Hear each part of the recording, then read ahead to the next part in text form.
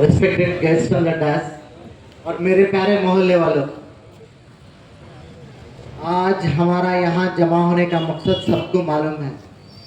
नशा मुक्ति, de addiction. सबसे पहले मुझे बहुत ही अफसोस हो रहा है, इस्लाम में नशा हराम है। नशा चाहे कुछ भी रहो, बीड़ी, सिगरेट, पान, तंबाकू, कोकेन, हीरोइन, जो भी नाम लो, जो भी नशा है हराम है। आज इस मोहल्ले में ये प्रोग्राम रखा गया है, क्या है? नशा मुक्ति।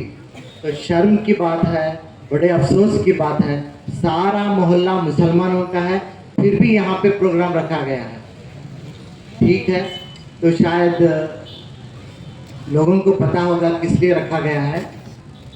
मैं आज इस छोटी सी तकरीर, ज़्यादा टाइम नहीं लूँगा, सिर्फ आपका 10 मिनट लूँगा। 10 मिनट के अंदर नशा क्या है, उससे होने वाले नुकसान, उससे कैसे बचा जा सकता है, थोड़ी सी तकरीर में बता दूंगा मैं आपको।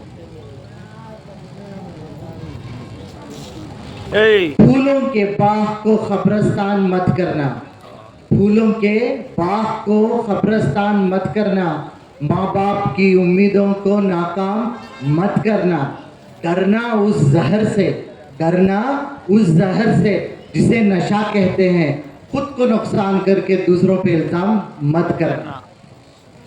हमारे दिमाग में एक छोटा सा केमिकल रहता है जिसे डोपामाइन कहते हैं। क्या बोलते हैं? डोपामाइन।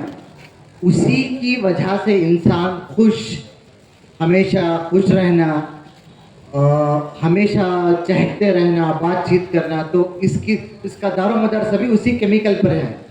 जब इस केमिकल की कमी दिमाग के अंदर हो जाए तो इंसान क्या होता है? बेजार, बोर, चिड़चिड़ा, जिद्दी, गुस्से वाला ऐसा हो जाता है।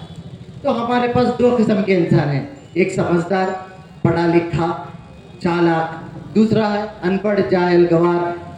पढ़ा लिखा जाहिल, पढ़ा रहता है फिर भी जाहिल रहता है। क्यों बोले तो उसको सोसाइटी में कूल बनना, जैसा वही बच्चा बोल रहा था कि मतलब सबके सामने अच्छा कूल दिखना है। तो क्या करेंगे ये लोग? जब भी बेजार होगा तो एक पढ़ा लिखा इंसान क्या करेगा? बोर होगा, उसे बहुत बेजार है, अच्छा खा लेगा, एक गाना सुनेगा, एक मूवी देखेगा, या फिर फ्रेंड्स के साथ बाहर घूमने चलाया जाएगा। वही एक जाहिल, अनपढ़ क्या करेगा? वो बेजार जब होगा तो क्या करेगा? बीड़ी, सिगरेट, शराब, इसकी आदत डालेगा। तो याद रखिए, इन चीज़ों से भी वो केमिकल दिमाग में आता है, डोपामाइन, और उन चीज़ों से भी अच्छा खाना, वर्जिश करना, उससे भी आता है। लेकिन जो सुबह उठकर वर्जिश करता है, अच्छा प्रोटीन वाली ग़िज़ा खाता है, तो उसका जो डोपामाइन केमिकल रहता है बहुत देर तक चलता है जिस्म में। इन छोटे छोटे गलतियों से, जैसे बीड़ी पी ली, सिगरेट पी ली, तंबाकू, कोकेन, या छोटे छोटे नशा कर लिया, उससे भी डोपामाइन आता है, खुशी हासिल होती है, लेकिन वो कुछ देर के लिए, उसके बाद जो है अपने आप खत्म हो जाती है। तो क्या करता है इंसान? फिर से अभी सिगरेट पी लिया तो मूड अच्छा हो गया, 10 मिनट के बाद क्या करेगा? फिर बेजार होगा तो फिर क्या करेगा? एक और सिगरेट पिएगा, एक और पान खा लेगा, यानी आदतों का गुलाम बन जाएगा। ये नशा जो है गुलाम बना देती है, आदतों का जो है इंसान को गुलाम बना देती है। तो सिंपल से दो मिसालें हैं, तो किस तरह से ज़िंदगी बर्बाद करती है। ये तो नशा हुआ, नशे के बारे में बोल दिया क्या है, किस तरह से ज़िंदगी बर्बाद करती है। एक इंसान है, जलील है, नशेड़ी है, शराबी है, उसकी बीवी की आंखों में बेबसी है, बच्चे डरे हुए दहशत में हैं, माँ बाप शर्मिंदा है, लेकिन उसको कुछ फर्क नहीं पड़ता। उसे सिर्फ और सिर्फ क्या टेंशन रहता है? शाम को मेरा नशे का जुगाड़ कैसे हो, किस तरह मैं शाम को शराब हासिल कर लूँ। सिर्फ सुबह से शाम तक इसी टेंशन में रहता है। क्या करता है शाम में? वो चोरी भी करता है, डाका भी डालता है, किसी को नुकसान भी पहुँचाता है।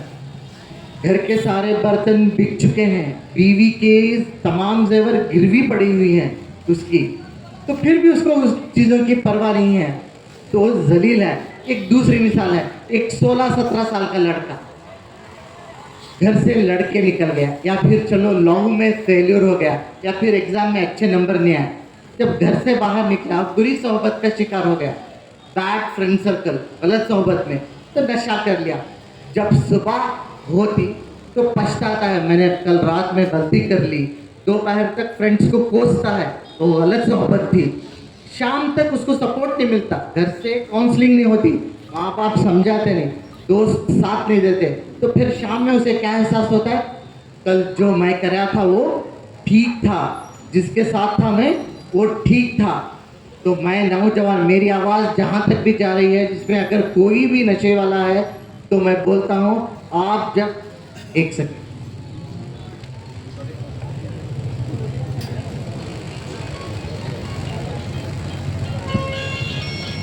मेरी आवाज़ जहाँ तक भी जा रही है, आप में से अगर कोई भी नशा कर रहा है तो जब आप होश में रहें तब फैसला करें, तब कसम खाएं।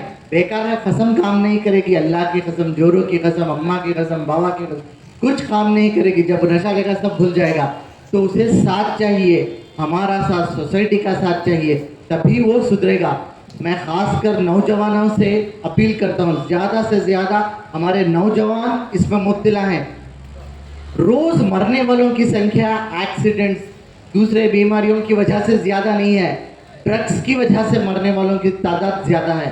ड्रग्स से चाहे बीमारियां हो, एड्स, हेपेटाइटिस बी हो, या फिर ड्रग्स के नशे में एक्सीडेंट्स हो गए, इससे मरने वालों की तादाद हिंदुस्तान में ज़्यादा है और ख़ासकर नौजवानों की है। मिसाल मशहूर है, आप किसी भी कौम या मुल्क को बर्बाद करना चाहें तो आपको बॉम्ब्स की, पिस्टल की या गन की ज़रूरत नहीं, सिर्फ आप उस कौम के नौजवानों को नशे की आदत डाल दें, खुद ब खुद वो कौम भी ख़त्म हो जाएगी और मुल्क भी बर्बाद हो जाएगा। इसकी मिसाल स्पेन है।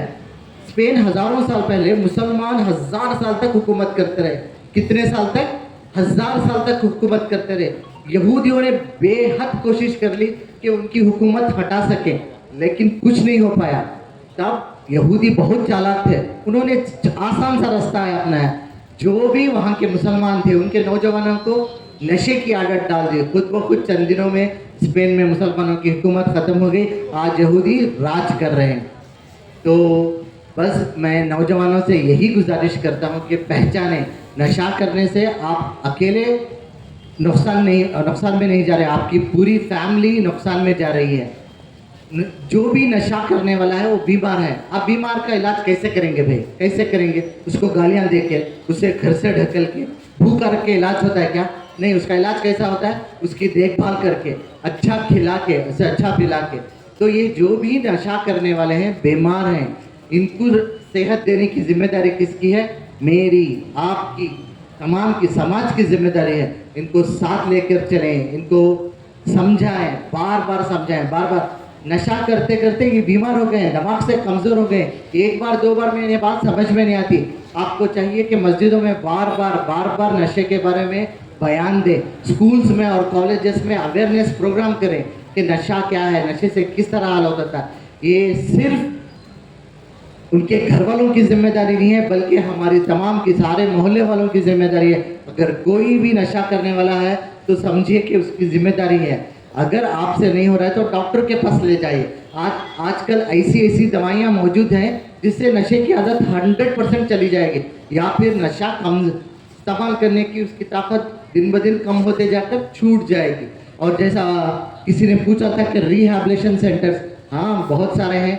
हमारा कोलाब सहारा चैरिटेबल ट्रस्ट है, हमारे ट्रस्ट में भी एक काउंसलिंग सेंटर शुरू होने वाला है। अगर कोई ड्रग एडिक्ट है तो हमारे पास भी ले आइए, इंशाल्लाह उसकी काउंसलिंग करेंगे और रिहैब में एडमिशन भी करवाएंगे, फ्री ऑफ कॉस्ट रहेगा, पूरे तौर से टोटली फ्री उसका रिहैब करेंगे हम लोग।